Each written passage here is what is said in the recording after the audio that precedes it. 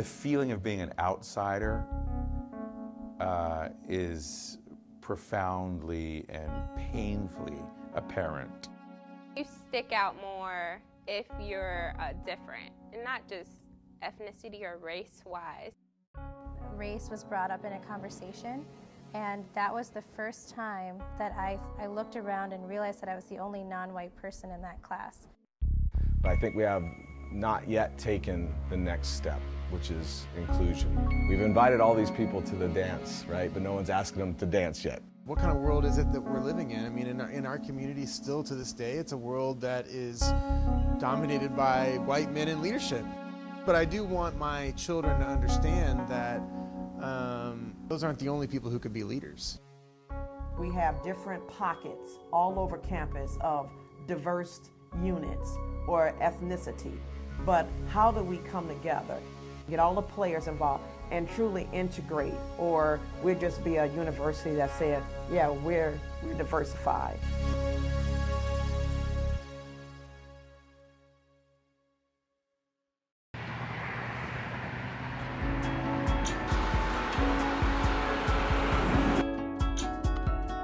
Racial classification and categorization is a present-day reality in the sort of American experience. In many ways, the United States is the greatest experiment in pluralism the world has ever seen.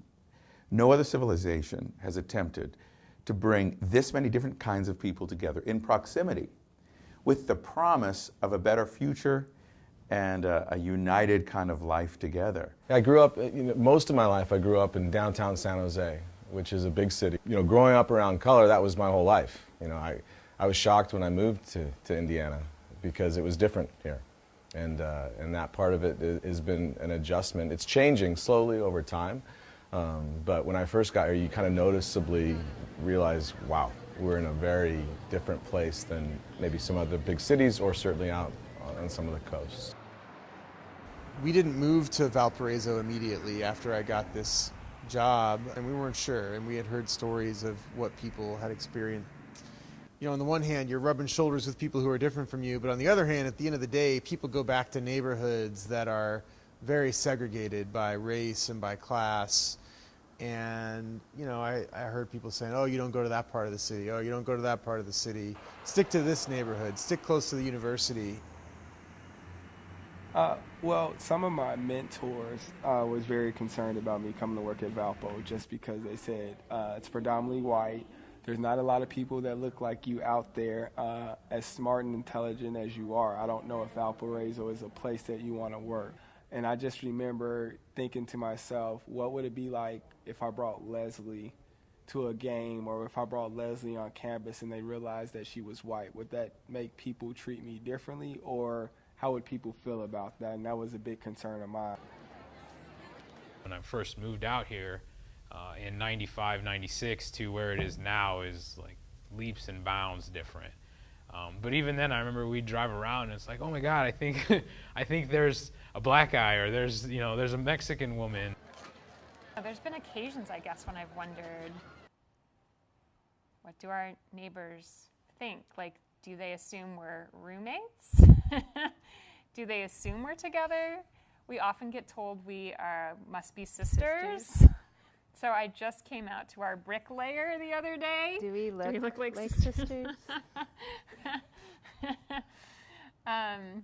So after I came out to the bricklayer, just saying, no, she's my girlfriend, she's not my sister, she's my partner, it didn't hit me until maybe like 10 minutes later, and I'm like, oh, I wonder if he's gonna have a response to being a business that is serving a gay couple. I had no reason to think he was religious in any particular way, but I was like, oh wow, I just never even thought about it. First time I stepped foot on campus, it just felt comfortable, felt like a place I can call home. I didn't want to stay in Chicago, I just wanted to get a feel for something else. Growing up, I was always around blacks and African Americans and whatnot, so I wanted to kind of get out of my comfort zone and learn how to work with other people.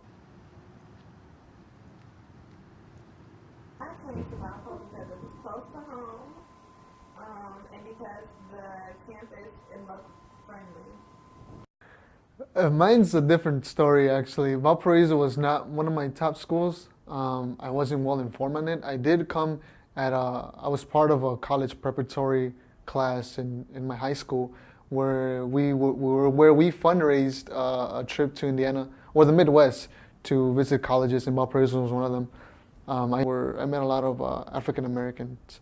We were really cool, but the difference was that location-wise that I didn't feel comfortable with. You know, me coming from a neighborhood that's considered, you know, the hood, and just trying to find someone with the same mentality and something that they can relate to me is something I didn't find here in Valpo. I kind of met a lot of people from suburbia. Not that that's a problem, it's just that it was something different, something I wasn't used to. I came here and I just felt more at home. I felt like more comfortable here because the small school environment just, you know, made me feel like, okay, my professors will actually know me, not just by a number in my class, but actually my name and my face. And then I'll be able to find, I felt like I'd be able to find a good group of friends here who, you know, had similar things in common with me, similar experiences. I came here in 2012 for the first time as a high school student, just getting a college experience, what it's going to be like away from my country. And those 3 weeks were so much fun. I met high school students from Ecuador, Pakistan, Mongolia, and Venezuela. There were so many students, and I made so many different friends. And though that was my first introduction to Valpo, even then they were so welcoming, and nothing changed after that. They were still so welcoming, and they were so happy that I made my decision to come to Valpo.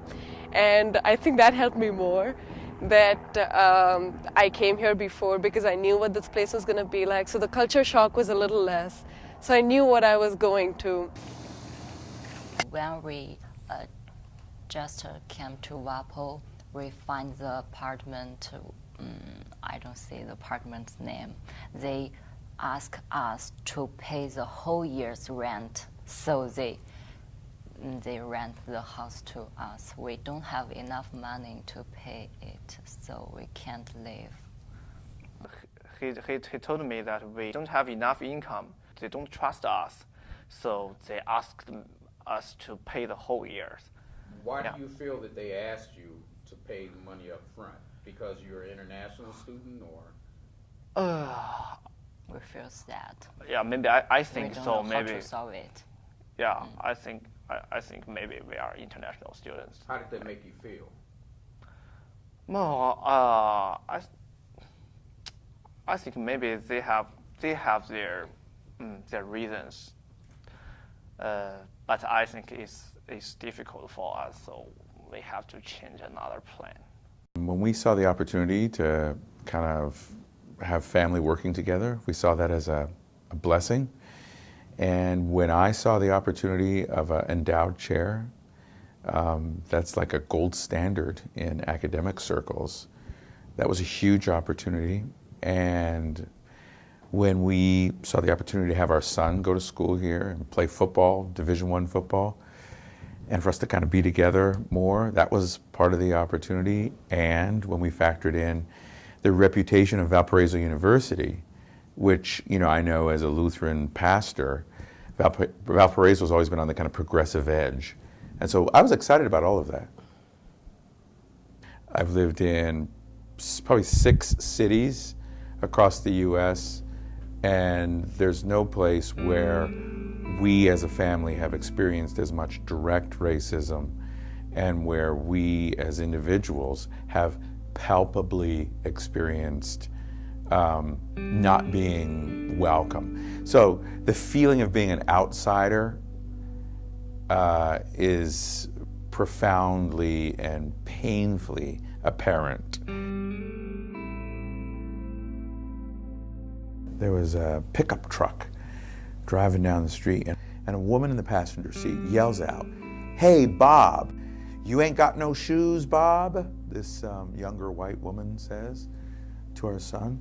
And he came back in the house and he says, "Who's Bob?" And we kind of looked at each other knowingly, and we said, "Oh, nothing, nobody." It was probably a case of mistaken identity. He was hurt that prejudice and racism is prevalent, that it exists. We first realized like this is like a real relationship that we're in. It was like, are we gonna be out? Like we had to kind of think through it on campus, like, is this going to be okay? Is it going to jeopardize our jobs? Like, will it impact how students can see us or respect us? And I talked to someone who at the time knew a former faculty from when I was a student, so back in the late 80s, early 90s, who had felt it was completely unsafe for her to come out without losing her job. And I was like, whoa, like, I don't really feel that. I mean, I heard Liz saying that she felt uncomfortable and uncertain. The culture has changed a lot. So I was still, in some ways, living in what Valpo was like in the 90s, and definitely still living in what the city was like to me in those two instances, which was not safe. So I think that was a big part of it. I've had experiences where, people talk about the student groups in the OMP, and all they like to say is that we're known for having fun. And you want to get educated on Latinos, you go to Live. You want to get educated on black students, you go to Black Student Organization, etc.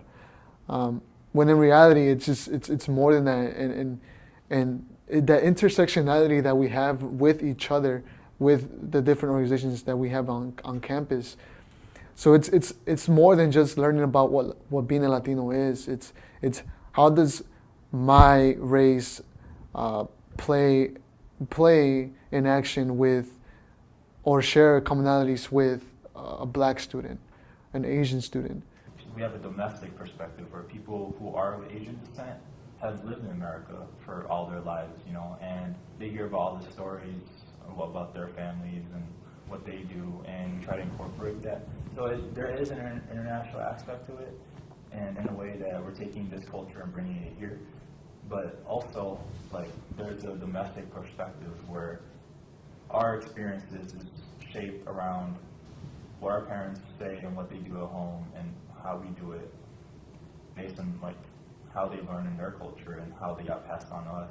We try to reach out to as many people as we can, and we even advertise ourselves as, oh, it's not only for Asian Americans, it's not only for Asians, it's not only for us, it's for anyone who appreciates Asian culture, who wants to get involved and try to educate campus. One of the advisors, he just told me like, yeah, you should come to this meeting, and I kind of trusted him. I didn't really know what the meeting was about. He just told me like, yeah, you're gonna have fun, it's gonna be informative. So I showed up. That was like one of the first times I was in a room where everybody kind of looked like me on Valpo, and that kind of felt good. So like after that, like just coming to that room, that environment where like I can be around a bunch of people like twice a month that looked like me, it kind of felt good. It kind of like made me feel like I was back at home in Chicago. The stories that I done heard from Louise or Vince and Antoine, like you actually get to see life from a different perspective. So that's some things that you wouldn't see all the time in a meeting. And I think it's good that we actually know people from different cultures, and we can get to see the world from their point of view. So I think it's actually cool, like having conversations with them. Interesting how people, so I get this feeling a lot that just because you're a person of color of a certain descent, suddenly that makes you an expert of everything that has to do. So people ask me, oh, I've got a question about China. I'm like, I don't know. Or I got a question about Japan. You know anything? Carl, you're Asian. You know anything about that? And not even students, but even like professors will ask me, hey, Carl, you're Asian. I'm sure you'll enjoy this or something. I'll be like, oh, sure. As we go from this transition, through this transition of becoming an increasingly diverse campus, how do we not just become a campus that's very diverse, but also very segmented? How do we become a campus that's diverse and fostering a kind of flourishing life in community with people who are, in fact, different from you? In my view, if we do well by this question, in 5 to 10 years, we will be living out our mission of a university founded in the Lutheran tradition, where people of various and diverse backgrounds come and meet and work together. And we will have not lost sight of any of those things, and we will have figured out not only how to think about the fact that the Lutheran Christian identity of this institution is an asset toward diversity, but we will have, I think, maybe equally critical, if not more critical, we will have figured out how to communicate that in a convincing way to people who share none of the antecedent ideas that contribute to that vision. I think Valparaiso is well positioned, the university is well positioned to be a leader, and I think that continuing commitment and continuing investment and continuing intentionality will get us there.